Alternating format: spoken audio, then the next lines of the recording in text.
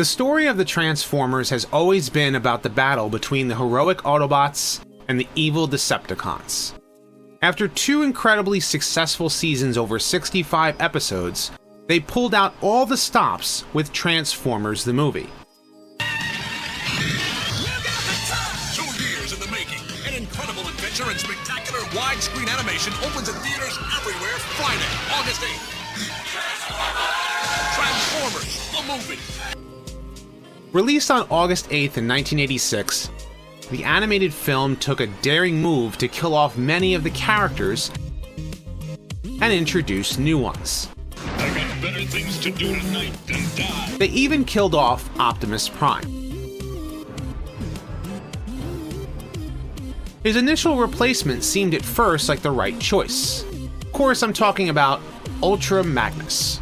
Decepticons are attacking our launch site. Where's Prime? He's on Cybertron. It's up to you, Ultra Magnus. Autobots, transform and mount up. When Ultra Magnus rolls into action, he takes on Decepticons.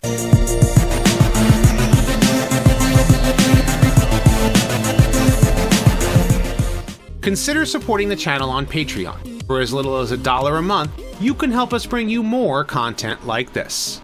The original designs for Ultra Magnus began as a concept created by artist Floro Derry. The concept art was later used as the basis for Orion Pax, the young Autobot who became Optimus Prime.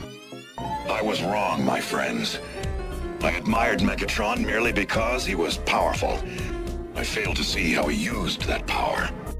Instead, Ultra Magnus was introduced with a much different toy. In the original Diaclone toy line, Battle Convoy, who was used to make Optimus Prime, got a trailer upgrade as a car carrier. Combining the cab with the trailer would make a super robot called Powered Convoy. Since the Diaclone toy line had pilots, the figurine that it came with could ride in the seats. When they brought the toy over to the Transformers toy line, it was going to be released in the same colors as its Diaclone counterpart as Ultra Magnus. While still early in the movie's production, they released a theatrical trailer. It featured a Diaclone-colored Ultra Magnus leading the Autobots to transform Autobot City. The toy was released prior to the movie hitting theaters in the colors we now know him in today.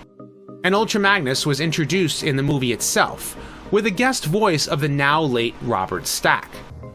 Join me. You may be able to help solve the mystery.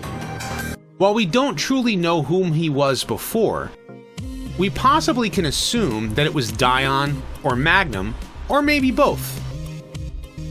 When Optimus Prime dies, Ultra Magnus takes the matrix of leadership as the new leader of the Autobots.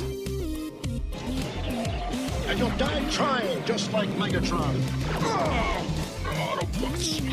He leads the new crew into space trying to escape the Decepticons, led by Galvatron.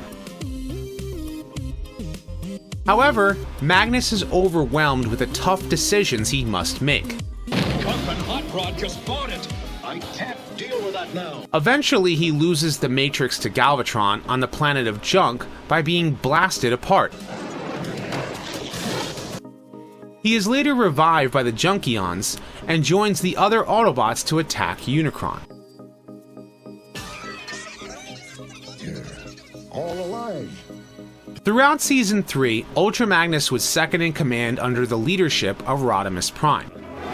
Let's do it! Replacing Robert Stack was series regular Jack Angel. This is where Ultra Magnus felt the most comfortable. He could give Rodimus Prime much needed advice. But you're doing a wonderful job. Trust yourself more, and in time you'll realize you're every bit as good as Optimus Prime ever was. And he can also lead a squad of Autobots into battle without the full responsibility of being Supreme Commander. Steel Jaw, Ramhorn, attack! His courage and selflessness compelled Daniel and Wheelie to attempt to find out Ultra Magnus's birthday. My birthday? I don't even know when that is. He also developed a rivalry with Cyclonus, the second in command to Galvatron. Then we will go our separate ways. But the next time we meet, it will be as enemies. Yes, as soldiers on opposing sides. No more, no less. When the US show ended, the Japanese continuity continued. ignoring the events of the 3-part US series finale, The Rebirth.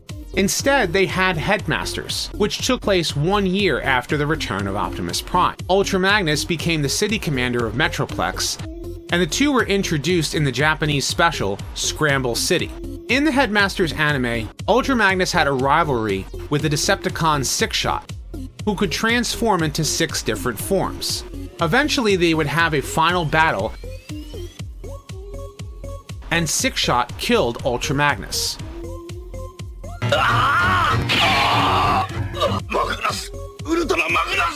In the Rebirth, Ultra Magnus remained as second in command of the Autobots. When Prime left Cybertron to find the Autobots who became Headmasters and Target Masters, and we're all Headmasters now, Prime! Watch! He placed Magnus in charge. The Decepticons defeated him and the Autobots. This is the end. If only Optimus Prime hadn't left us. Until Fortress Maximus arrived. Decepticons, prepare to face Fortress Maximus.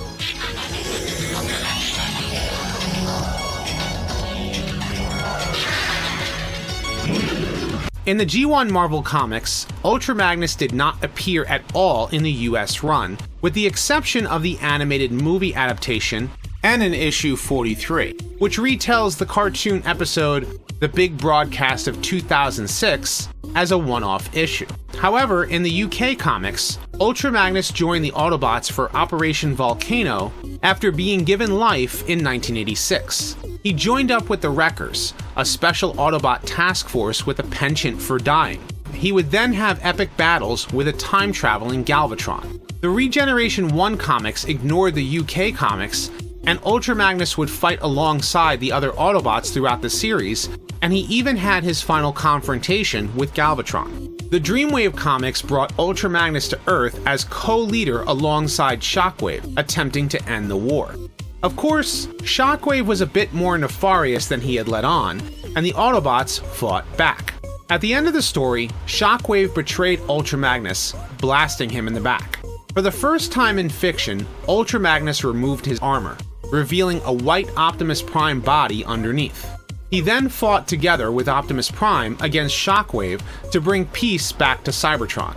After being repaired, he once again donned his armor, while Optimus Prime recovered. This appearance of Ultra Magnus without his armor gave Hasbro and Takara an excuse to recolor almost any Optimus Prime toy as an armorless Ultra Magnus for quite some time. Fortunately, there have been other versions of Ultra Magnus too. In the IDW comics, Ultra Magnus was the duly appointed enforcer of the Tyrest Accord. Basically, he's a lawman and does things by the book.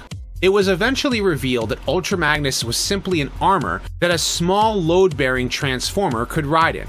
The current one was a small bot named Minimus Anbus, who fights alongside Rodimus's Lost Light crew against Tyrest, the Chief Justice who went crazy with a plan to kill a majority of Cybertronians all at once. Outside of G1, Ultra Magnus remained a staple in other Transformers series as well. In 2001's Robots in Disguise, which was the US name for the Japanese Transformers anime Car Robots, Ultra Magnus is Optimus Prime's brother. Like his G1 counterpart, he also transforms into a car carrier.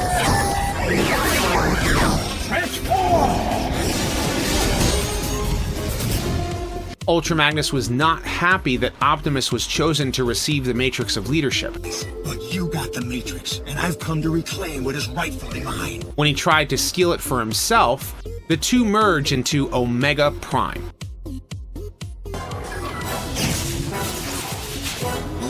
Omega Prime! Eventually, the two would continue the battle against the Predacons and the Decepticons. Omega Kick! In the Unicron trilogy, Ultra Magnus was absent from the cartoons.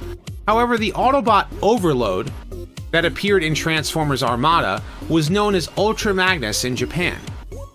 This toy was later recolored in Energon as well as Ultra Magnus. In Transformers Animated, the rank of Magnus was higher than Prime, and Ultra Magnus was the supreme commander of the Autobots, and he carried the Magnus hammer. Whoa, now I get why they call you Ultra Magnus. He came to Earth with the elite guard of Sentinel Prime and Jazz, and took the form of a military transport vehicle. When he returned to Cybertron, he was eventually betrayed by Longarm Prime, who turned out to be Shockwave in disguise. Ultra Magnus, what happened? Shockwave.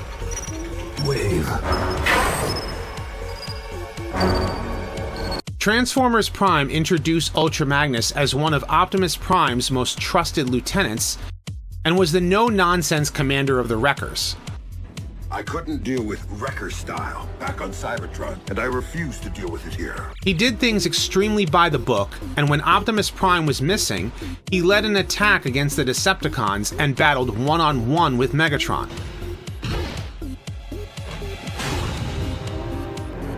Ultra Magnus, you are no Optimus Prime. He continued the fight against the Decepticons alongside Optimus Prime throughout the third season. During the Combiner Wars toy line, an Ultra Magnus toy was released with a similar appearance to his IDW counterpart. It featured Minimus Ambus as a minifigure that can ride inside the cockpit in Ultra Magnus's chest. When this toy was recolored and released in Japan, they changed out Ambus for Alpha Trion. The tie-in comic stated that Alpha Trion entered Ultra Magnus's chest and revived him from within after his battle with Sixshot in Headmasters. At the time of this recording, a new Ultra Magnus toy will be released next year for the War for Cybertron Trilogy's Siege toy line. This will, for the first time since G1, feature a white Optimus Prime body from Magnus, whose trailer will combine to his familiar Ultra self. The vehicle mode bears a striking resemblance to his 2001 Robots in Disguise appearance. Hopefully this opens the door to see more appearances by this popular Autobot. I hope you've enjoyed this retrospective of Ultra Magnus. If so, please like and subscribe. Leave your thoughts in the comments section below. I have more Transformers discussion videos like this coming soon, so stay tuned. I want to thank my patrons for your support. And as always, until next time, till all are one. I've never seen anything this beautiful in the entire galaxy. All right, give me the bomb.